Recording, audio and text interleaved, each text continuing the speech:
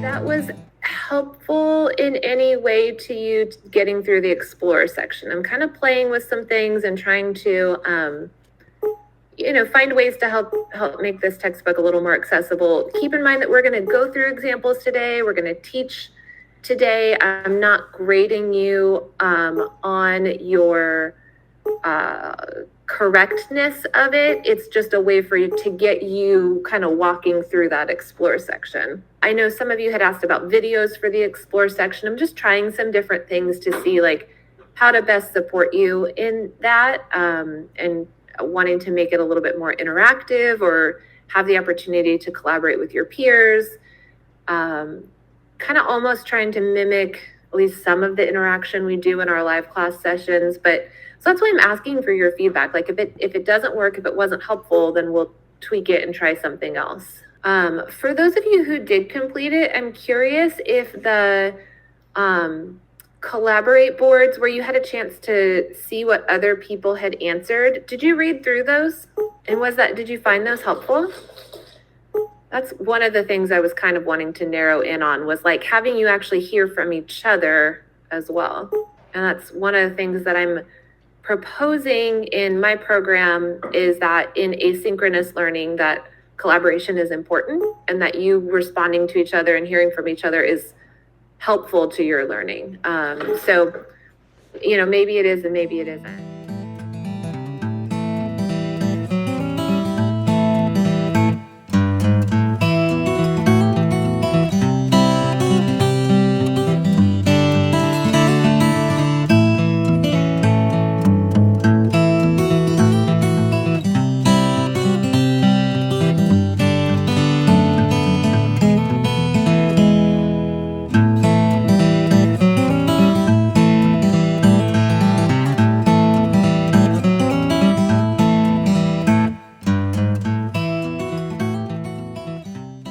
No, not at all. But think about what kinds of numbers can you take the square root of?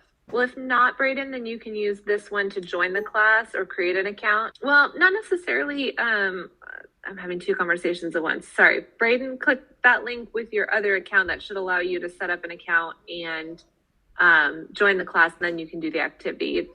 And there you are. And you might have access now. Caden, you can take the square root, and it might not be a perfect square root. It might not be a whole number, but you can take the square root of any positive number, right? But if I take the square root of any negative number, then I deal with imaginary numbers. And we've talked about imaginary numbers, but I want to think about what I can put on a graph, and what I can put on a graph is only real. So there were 3 little videos within that Nearpod, one for each Explore section for our sections this week. Try refreshing, because I just gave you access. It said you were trying to get access to it. Or now try, okay. And now if you try going through here, why is technology so awful? Yeah, so in Nearpod, it was just 2 questions at the end that were survey questions along with the videos.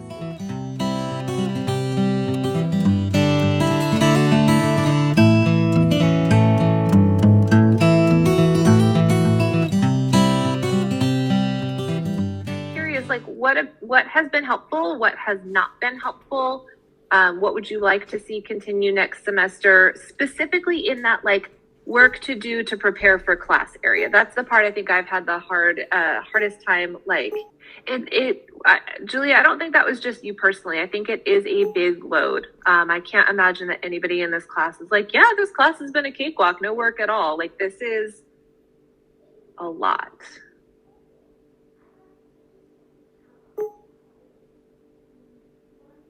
Yeah, I mean, it just is. Yeah, okay. Is the idea of working with the Explore prior to class, the examples in class, and then the evaluate homework stuff after class, is that cycle kind of working, do you think?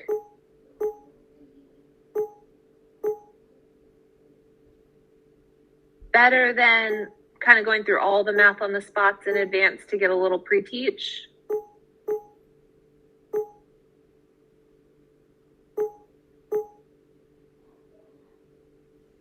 Well, darn, I was hoping that all of you were going to say that the videos weren't that helpful because they're kind of a lot of work, to be honest with you. But if they're working, then it's worth it.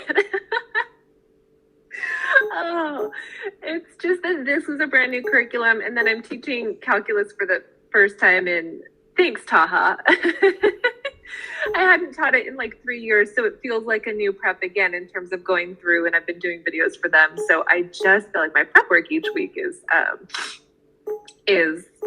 a lot. But next year, I'm going to be like cakewalk because it's all going to be done. You know, what I'll do is consider doing the videos. I probably won't put them in a Nearpod. I might just have the video up because it sounds like the video is the helpful part, not the like.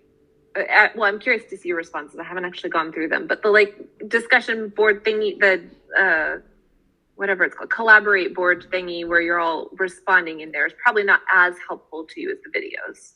So what it seemed like. Yeah. Ooh, okay. Yeah, that's a good point, Karina, but it makes you just like think it forces you to do something with it, right? Yeah. Okay, well, let's get into it. Thank you. Every time you all give me feedback like that, it's super helpful because obviously, like, I want to do things that are helpful to you, and I don't want to spend my time doing things that aren't helpful to you.